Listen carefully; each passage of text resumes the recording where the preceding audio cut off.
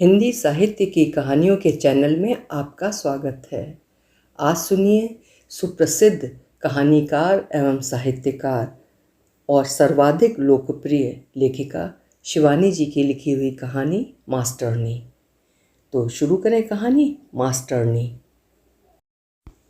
छोटे कद के तिब्बती टट्टू से उतरने में लंबे डॉक्टर को कोई विशेष असुविधा नहीं हुई। हिलती जीन पर बैठे उस लंबे चौड़े डॉक्टर की टांगें बिना घोड़े से उतरे ही जमीन को छू रही थीं। लगाम को नाशपाती के विराट पेड़ से उलझाकर वो फुर्ती से उतरा और बाहर ही खड़े होकर बड़े रौबीले स्वर में गरजा, कोई है? कह दो डॉक्टर साहब आए हैं। डॉक्टर वास्तव में साहब कहलाने योग्य था। उसके जवान चेहरे पर अभी भी कैशोर्य की चिकनाई थी।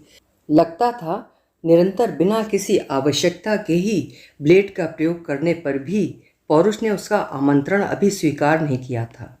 उसकी भरी भरी काठी के शरीर का आकर्षण निसंदेह उसके चतुर दर्जी ने खूब कसकर दाम लेने पर संवारा होगा, क्योंकि हैरिसन ट्वीट का दामी कोट उसके कंधों के साथ सिला लग रहा था।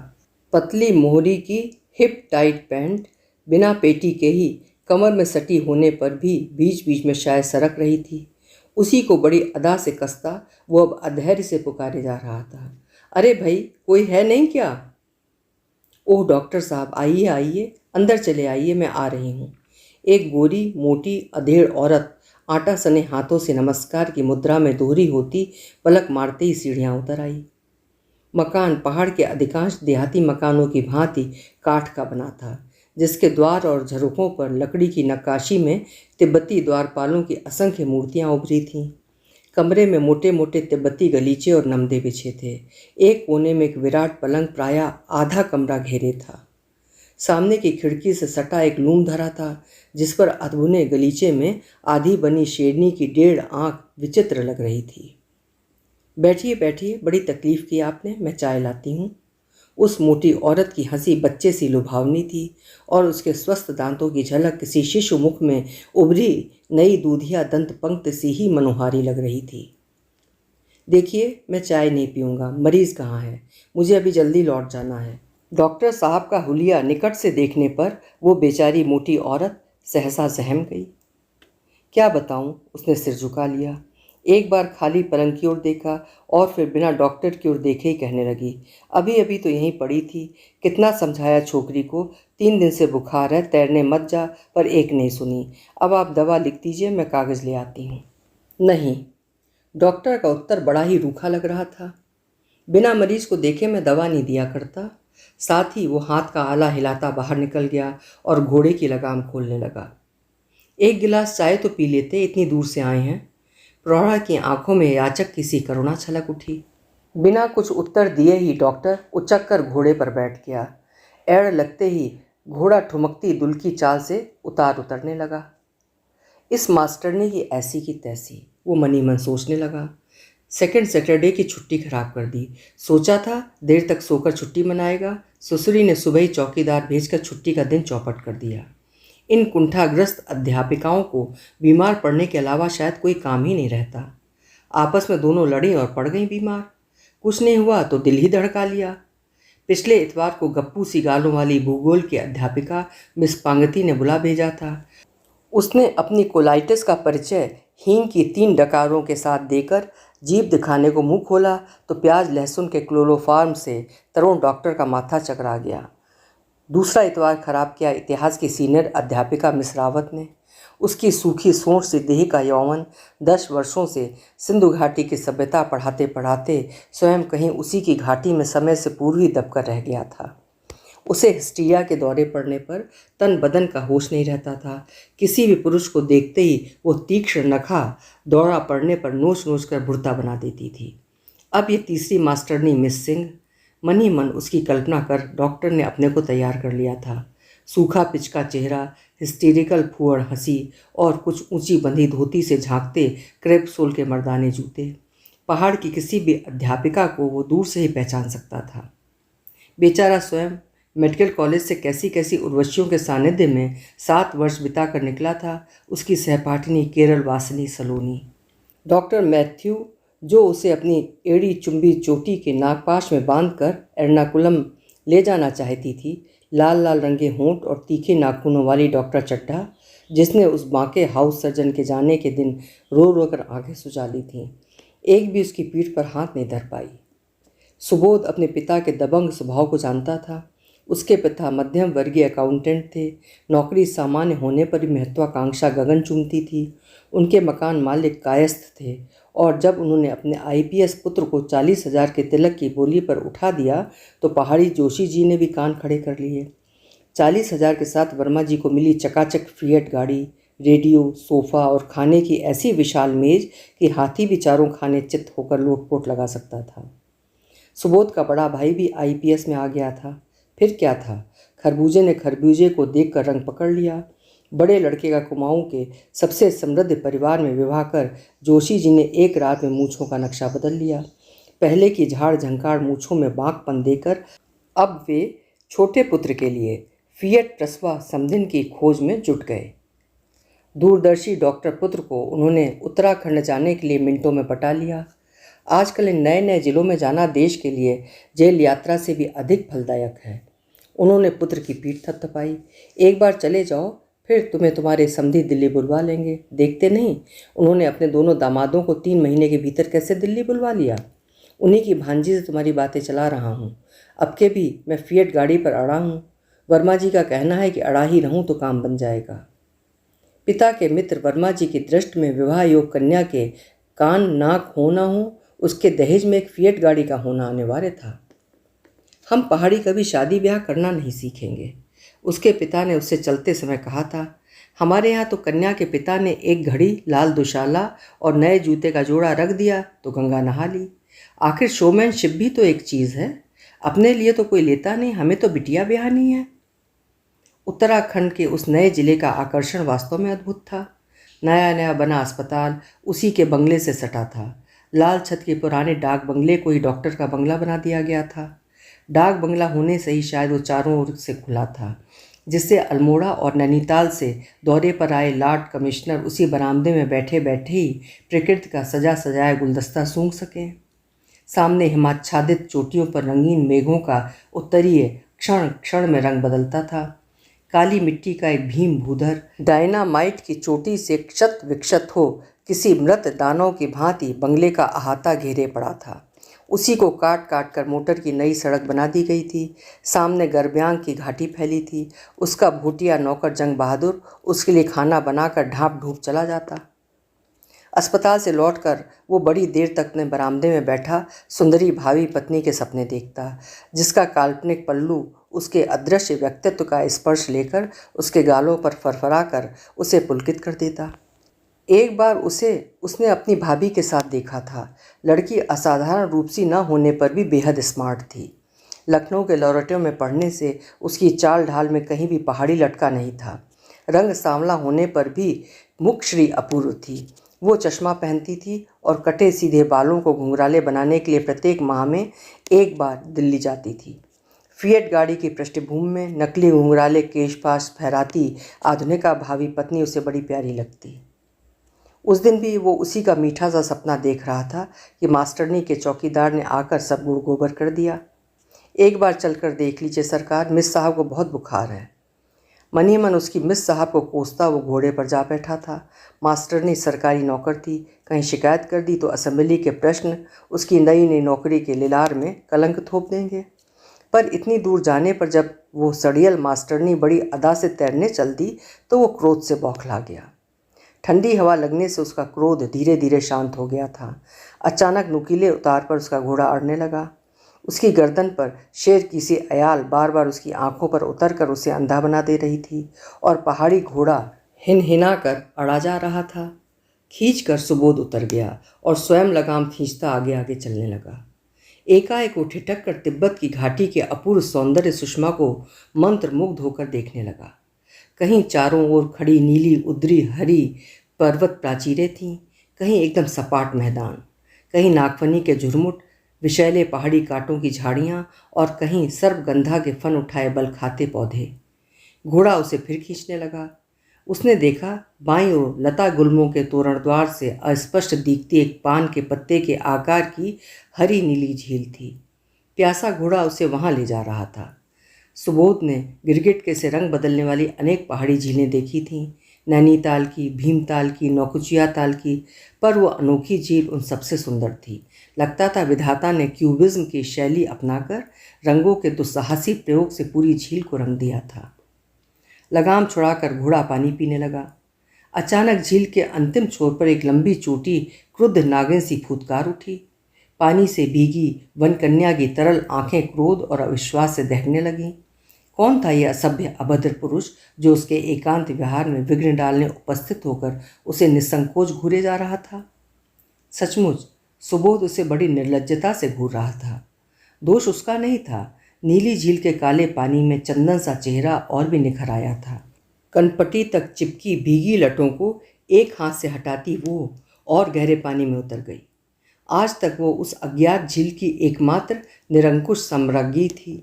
पतली गुलाबी साड़ी जो उसके शरीर की गुलाबी कांति से घुल मिलकर एकाकार हो गई थी, पानी में गुब्बारे सी फूलकर कमलिनी की पंखुड़ी की भांति उसके चारों ओर फैल जाती थी और वो बार बार उसे संभालने के प्रयत्न में निरंतर गहरे जल में उतरती जा रही थी।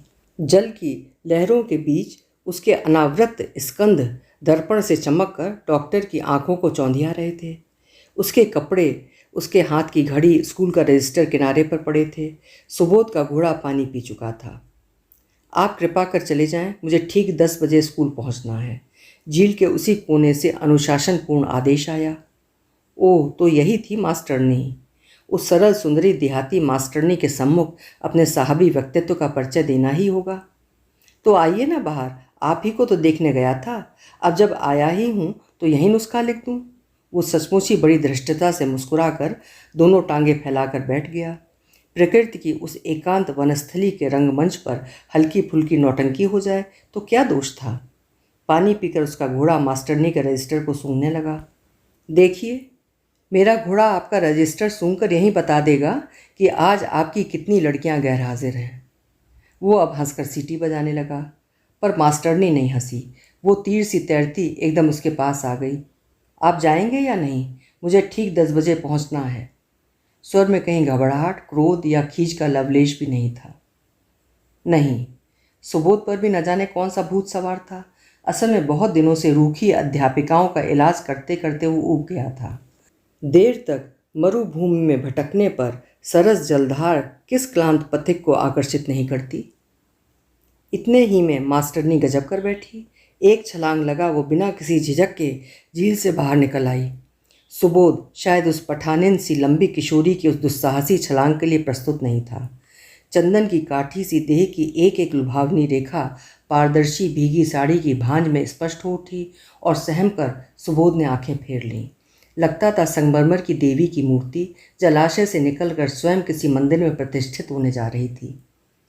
उसने आंखें खोलीं तो मास्टरनी कपड़े पहनकर भीगी धोती निचोड़कर फैला चुकी थी और कांख में रजिस्टर दबाए घड़ी का फीता बांधती उतार उतरने लगी थी। बुरा मान गई क्या? मैं तो मजाक कर रहा था। खिसियाए सुबोध ने कैफियत दी, पर वो कुछ नहीं बोली। क्षण भर में उसे पहाड़ी पगडंडियों के गोरख धंधे में डुबा वह न जाने किस अदृश्य मार्ग से उसे चकरगिन्नी दे गई। इसके बाद चेष्टा करने पर सुबोध संधान नहीं पा सका। एक तो बुखार में शीतोष्ण पहाड़ी झील का नहाना, उस पर पैदल चलना, हो न हो लड़की बीमार पड़ गई थी। अब उसे देख लेगा वो। जब तक अपनी यूनानी नाक उसे चरणों में नहीं घिसेगी वो दवा नहीं लिखेगा। पर उसकी आशा व्यर्थ गई। मास्टरनी का चौकीदार उसे बुलाने नहीं आया। एक दिन सुबह उठते ही उसके चकले से चेहरे वाले नौकर ने सूचना दी, चाय खत्म हो गया है और बाजार आज बंद है। स्कूल का कोई मास्टरनी मर गया है, इसी से दिन भर हड़ताल होगा। सुबोध का मौत से दिन रात समझौता करने वाला पत्थर सा डॉक्टरी कलेजा भी धड़कने लगा। दिन भर वो बिना खाए पिए कमरे में पड़ा रहा। एक तो मास्टरनी ने उसकी दवा खाने से मृत्यु का वरण करना श्रेयस्कर समझा। यही उसकी नई डॉक्टरी पर कड़ी चोट थी। उस पर मन ही मन अपराध की भावना उसकी आत्मा का चोटने लगी। उसी ने तो बेचारी को ये जानते हुए भी कि बुखार है, देर तक पानी में रहने को बाध्य किया था। 2 पेंसिलिन लगा देता तो शायद वो बच जाती, पर मरे अभागी, उसका क्या। वो उठकर घूमने ही जा रहा था कि रिटायर्ड मेजर नौटियाल आ गए। अरे यार डॉक्टर, कुछ ब्रांडी व्रांडी हो तो निकालो। हमारी बहन की ननद थी यही मास्टरनी, आज सुबह सुबह हार्ट फेल हो गया। पहले सोचा तुम्हें भी ले चलें, पर क्या करते। बुढ़िया बाल विधवा थी, पाप कटा, पर ऐसी तगड़ी सतयुगी की हड्डियां थीं कि अर्थी ने कंधा तोड़ दिया। ओ, तो वो मास्टरनी नहीं मरी। डॉक्टर के जी में आया मेजर को हवा में उछालकर नचा दे। ब्रांडी पीकर मेजर गया तो सुबोध ने सोचा क्यों ना जाकर वो स्वयं ही मास्टरनी को देख आए। बीमार वो अवश्य ही थी, क्योंकि पिछले 1 सप्ताह से ना वो स्कूल आती थी ना झील में तैरने। जंग बहादुर छुट्टी लेकर गांव गया था। डॉक्टर ने अपना घोड़ा निकाला और एड़ लगाकर भगा दिया। झील के पास पहुंचते ही घोड़ा हिनहिनाया तो बड़ी आशा से धड़कते कलेजे को थाम कर सुबोध बढ़ा। शून्य नीली झील में सूखे मरे पत्ते तैर रहे थे। शांत झील की एक एक लहर मुर्दा पड़ी थी। पानी पिलाकर उसने घोड़े की लगाम खींच ली। 20 मिनट में वो मास्टरनी के घर के पास पहुंचा तो उसका उत्साह सहसा ठंडा पड़ गया। बिना बुलाए जाना क्या उचित था? तो क्या इतनी दूर आकर लौट जाए? कभी लगाम कसती और कभी ढीली होती देखकर घोड़ा अधैर्य से हिनहिनाया। साथ ही मास्टरनी की माँ बाहर आ गई। अरे डॉक्टर साहब, आप? आश्चर्य से अपने दोनों हाथ फैलाकर उसने माथे से लगा लिए। हे भवानी मैया, तू सच्ची है। सुबह से मैं मना रही थी कि कोई माई का लाल मेरे डॉक्टर साहब को बुला दे तो मैं उसकी जूतियां चाट जाऊं, पर देखो मैया खुद बुला लाई। आओ बेटा। छोकरी 7 दिन से बाई ज्वर में पड़ी है। छोटे से पहाड़ी द्वार से अपना लंबा धड़ धनुष की प्रत्यंचा की भांति मोड़ता डॉक्टर भीतर गया। जहाज सा पलंग उसे ओवरसियर पिता की मृत्यु के पश्चात विरासत में मिला था। उसी पर मास्टरनी बिना हिले डुले मुर्दा सी पड़ी थी। उसकी लंबी वेणी पलंग के नीचे लटक रही थी। ज्वर की तीव्रता से चेहरा ताम्र पात्र सा दमक रहा था। आहट पाते ही वो उठकर बैठी और बड़बड़ाने लगी। मैं पूछती हूँ, जाते हो या नहीं? मुझे ठीक 10 बजे स्कूल पहुँचना है। यही हाल है बेटा, रात भर उठ उठ कर बैठती है। क्या करूं मैं, हे भवानी। मास्टरनी की माँ व्याकुल होकर पलंग की परिक्रमा सी करने लगी। सो जा लली, मेरी बच्ची सो जा। देख डॉक्टर साहब आए हैं, अंग्रेजी दवा देंगे और बुखार उतर जाएगा। सचमुच ही शांत होकर मास्टरनी चुपचाप लेट गई। सुबोध ने जोर नापा, पसलियाँ खटखटाईं, जीभ देखी। नहीं, सन्निपात नहीं था। बुरी तरह ठंड लग गई थी। थोड़ी सी असावधानी से निमोनिया भी हो सकता था। मास्टरनी का स्वास्थ्य अनुपम था। उसकी रत्न गर्भा अपूर्व देहवल्लरी कड़े से कड़े रोग को भी पटखनी दे सकती थी। तीसरे दिन सुबोध की दवा ने उसे चंगा कर दिया। अभी भी वो बहुत दुर्बल थी। सहारा देकर माँ बिठाती और बड़े यत्न से सुबोध उसकी पुष्ट नग्न बाह में इंजेक्शन चुभाता तो भय से आंखें मीचकर माँ की पीठ में मुंह छिपा लेती। कभी कभी पीड़ा से उसकी आंखें छलक उठती तो सुबोध के जी में आता अपनी बाह में भी सुई घुपा ले। धीरे धीरे रोग मुक्त मास्टरनी हंसने भी लगी। हंसती मास्टरनी झील में तैरती मास्टरनी से करोड़ गुना सुंदरी थी। उसके मोती से दांत शायद उसे अपनी माँ से विरासत में मिले थे। उसकी लंबी पलकें उभरे गालों पर रेशमी चिलमन सी फैल जाती। उसके गठे कुमाऊनी राजपूती शरीर का एक एक अंग सांचे में ढला था। उसने कभी कुमाऊं की देहरी नहीं लांघी थी। इसी से पहाड़ी हवा ने सेबों की लाली से उसके गाल सदा के लिए रंग दिए थे। उसकी चौड़ी हथेली का एक तमाचा कड़े से कड़े पुरुष को भी दिन में तारे दिखा सकता था। सबसे मोहक थी उसकी भव्य चाल। एक एक पैर को किसी नृत्य कुशला वारांगना किसी मादक भंगिमा में उठाती वो डॉक्टर को मुग्ध कर देती। सप्ताह में 2 दिन उसे इंजेक्शन लगाने सुबोध आता तो बिना किसी झिझक के नंगी बाँह उसकी ओर बढ़ा देती। अंतर इतना था, पहले दुर्बल रोगिणी का चित्त भय से कांपता था, अब स्वयं मसीहा बाँह थामते ही थरथरा जाता। एक दिन उसकी माँ बाहर गई थी। सुबोध इंजेक्शन लगाने गया था। मास्टरनी ने अपनी हाथी दांत सी शुभ्र बाँह उसकी ओर बढ़ाई तो सुबोध ने इंजेक्शन मेज पर रखकर झुककर बाँह को चूम लिया। दूसरे क्षण वो अपने दुस्साहस पर कांप गया।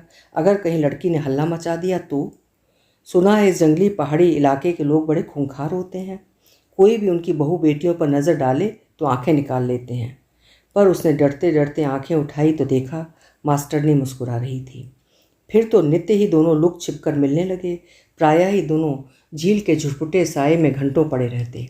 जंग बहादुर को लंबी छुट्टी देकर डॉक्टर साहब ने घर भेज दिया था। पिछवाड़े की खिड़की से फांदकर मास्टरनी स्टोव पर एक से एक बढ़िया खाना बनाकर डॉक्टर को खिलाती।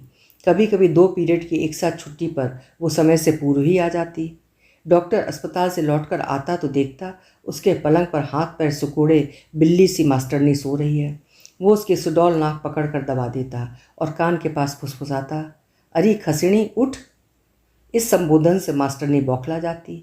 उठते ही रजिस्टर खिड़की से फेंक वो स्वयं कूदने का उपक्रम करती कि उसके शुभ्र चरण चूम चूम कर डॉक्टर उसे मनाता। अच्छा माफ़ कर दे, अब कभी नहीं कहूँगा।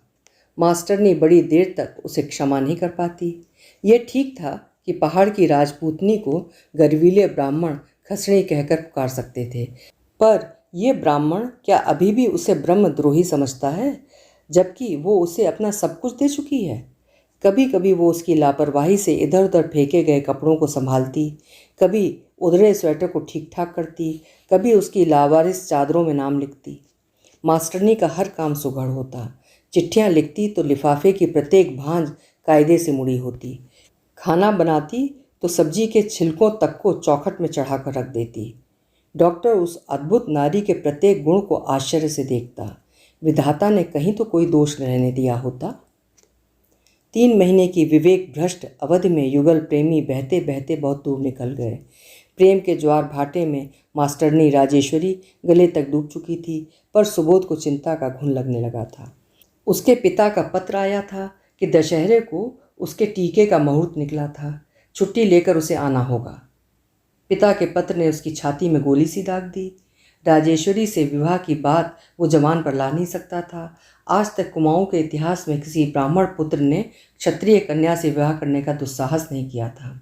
अपने चित्त की दुर्बलता पहचान लेना मनुष्य के लिए सबसे बड़ा अभिशाप है। रात रात भर उसे वही अभिशाप दग्ध कर उठता।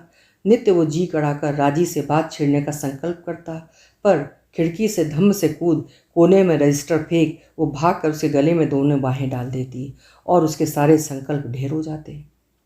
झील में वो एक दिन मछली सी तैर रही थी।